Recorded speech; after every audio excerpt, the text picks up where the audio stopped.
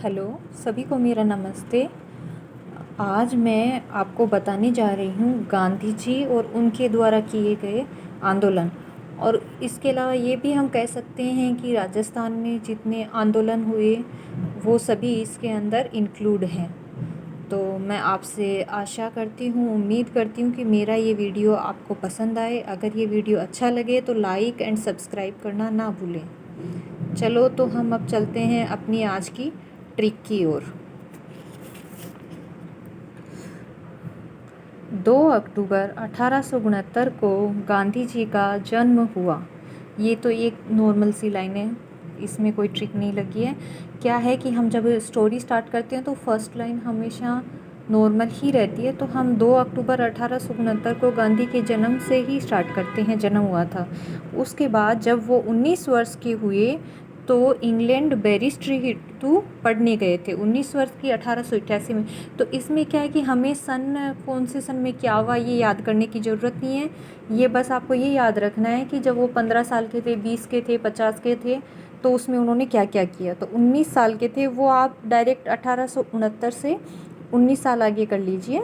जब वो 19 वर्ष के हुए थे तो इंग्लैंड बैरिस्ट्री हेतु गए थे, बैरिस्ट्री पढ़ाई करने के लिए इंग्लैंड गए। उसके बाद में 25 साल के हुए तब अफ्रीकी सरकार की रंग भेद की नीति का विरोध किया। जब वो 25 साल के हो गए थे तो उन्होंने क्या हुआ, विदेशों में अफ्रीका में रंग भेद की नीति चल रही थी, तो वो अब बड़े हो गए थे कि वो उनका विरोध कर सकते थे। 35 साल के हुए तो बिना डरे फैंसी आश्रम बनाया, क्योंकि अंग्रेज़ों को ही अलाउड था कि फैंसी कोई भी काम करे, इंडियंस को अलाउड नहीं था। तो वो बिना डरे 35 साल की उम्र में फैंसी आश्रम बनाया। फैंसी आश्रम मैंने एक ट्रिक के थ्रू सीक्वेंस बनाया। एक्चुअल में इसका मतलब ये है कि 35 साल मतलब 1904 में बिना डरे मतलब डरबन में, और फैंसी आश्रम मतलब फिनिक्स की स्थापना की थी। उसके बाद में 40 के 1909 में हुए तब उन्होंने हिंदी स्वराज्य बुक लिखी। हिंदी स्वराज्य नाम से 40 साल के होते हिंदी को उन्होंने बहुत महत्व दिया कि अंग्रेज हमेशा अपना ही अंग्रेजी ही चलाना चाहते हैं, हर जगह अंग्रेजी को महत्व ना दो और हिंदी को ज़्यादा महत्व दो, ये उन्होंने समझाया। उसके बाद में जब 46 की उम्र में मतलब मई, तो 46 हुआ 1915 में। तो उम्र में अंग्रेज जिन्हें कचरा समझते थे उन्होंने उनसे सत्याग्रह करवाया गांधी जी ने, क्योंकि अंग्रेज इंडियंस को कचरे की तरह ही मानते थे पहले, उनको कोई वैल्यूज़ नहीं देते थे। तो उन सबको इकट्ठा करके गांधी जी ने उनसे सत्याग्रह करवाया। कचरा मतलब कोचरबा में, और ये सीक्वेंस था कचरा। एक्चुअली कचरा का मतलब है कि गांधी जी ने प्रथम कोचरबा में सत्याग्रह करवाया था। उसके बाद ये 41 पहले लिख दिया, एक्चुअली 46 में प्रथम विश्व युद्ध हुआ था, जिसमें अंग्रेज़ों का साथ दिया था गांधी जी ने। तो उसके उपलक्ष्य में जब जीते तो उन्होंने गांधी जी को केसर ए हिंद की उपाधि दी। तब उन्हें अपनी स्ट्रेंथ समझ में ये गांधी जी को कि अंग्रेज भी इतने कोई शक्तिशाली नहीं है, इनको भी किसी न किसी की सहायता चाहिए होती है। उसके बाद क्या हुआ, 48 जब 48 साल के हुए, जो ही मतलब जून, और 48 है 1917 में अहमदाबाद में आए। तो इनका जो जन्म स्थान अहमदाबाद था। तो जब इंडिया आ चुके थे तो लड़ाई में शामिल थे, उसके बाद में उनको टाइम मिला तो वो अहमदाबाद अपनी जन्मभूमि आए। तो उन्होंने सबसे पहले वहीं से सुधार करने की ओर ध्यान दिया।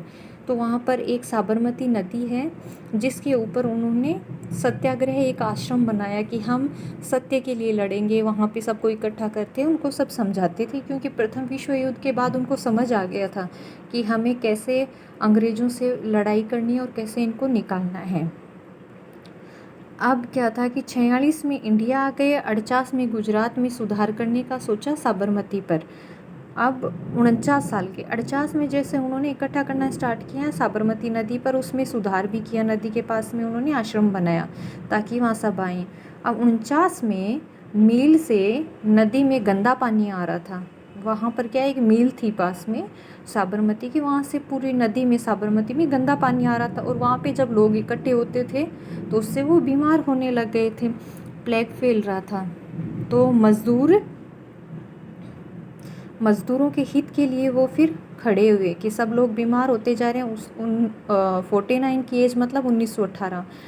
तो फिर मज़दूरों का साथ देने के लिए उन्होंने अपना अपना एक स्टेप लिया और उन्होंने वो गंदा पानी जो कि कोई मज़दूर ना पिए, इसको क्लीन किया जाए या मिल को अलग जगह रखा जाए, इसकी ओर उन्होंने ध्यान दिया।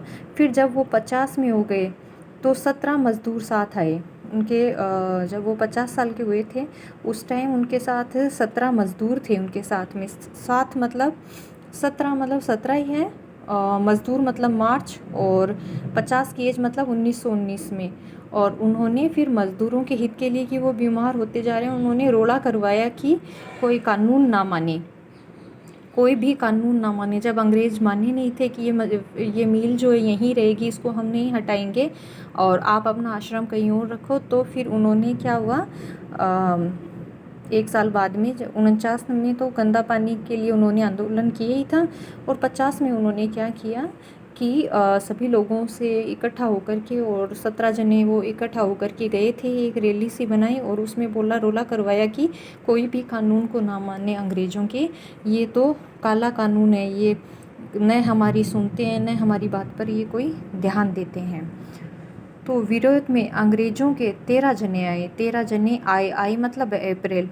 तो उनका वापस विरोध करने के लिए मज़दूरों का 13 जने आए और उन्होंने आगजनी फैलाई मज़दूरों को डराने के लिए। मतलब एक बाग था छोटा सा जिसमें उन्होंने आगजनी फैलाई ताकि आगजनी से डर के ये वापस भाग जाएंगे।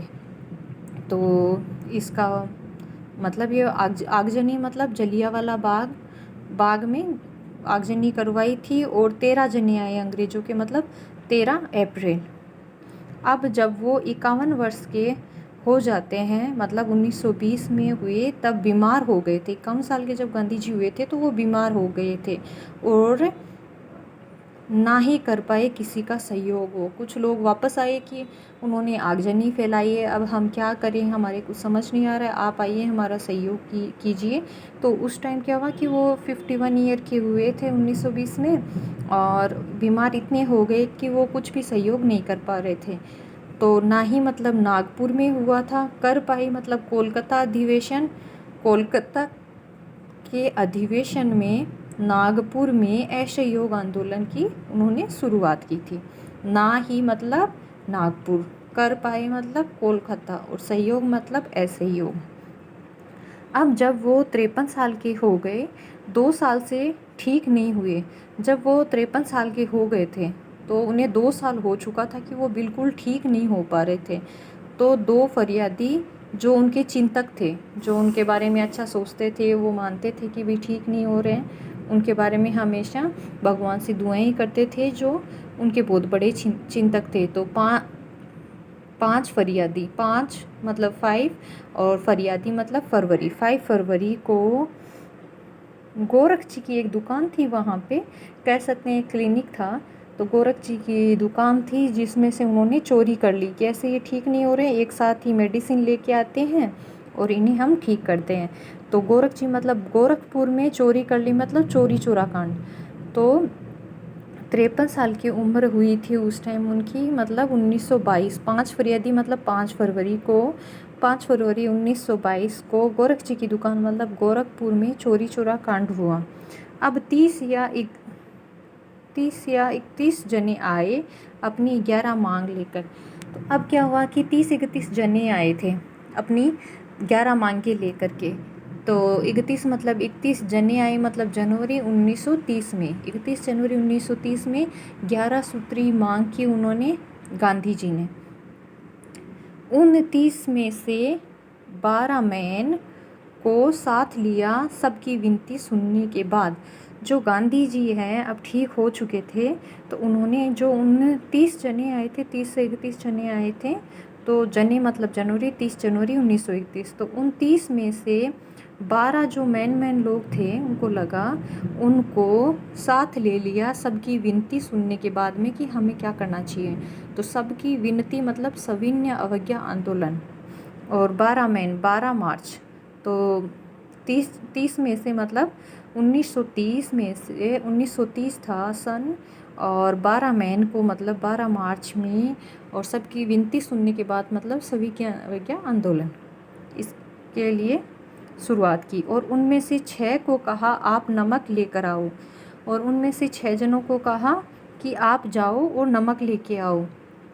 तो आप जाओ मतलब अप्रैल 6 मतलब 6 अप्रैल, 6 को कहा आप जाइए और नमक लेके आइए। तो 6 अप्रैल 1930 को नमक कानून उन्होंने तोड़ा और कहा ये 42 है, हम 9 भारत छुड़ा के रहेंगे और इसके लिए करो या मरो।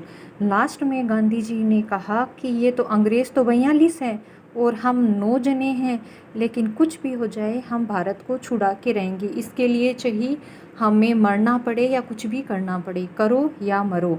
मतलब कि 9 अगस्त 1942 में भारत छोड़ो आंदोलन के लिए उन्होंने कहा और नारा दिया, करो या मरो। आशा करती हूँ आपको ये वीडियो समझ भी आया होगा और ये ट्रिक बहुत अच्छी लगी होगी। अगर ये अच्छी लगी है और भी इस तरह की कोई और ट्रिक चाहिए तो प्लीज़ मेरे चैनल को लाइक एंड सब्सक्राइब करना ना भूलें। धन्यवाद।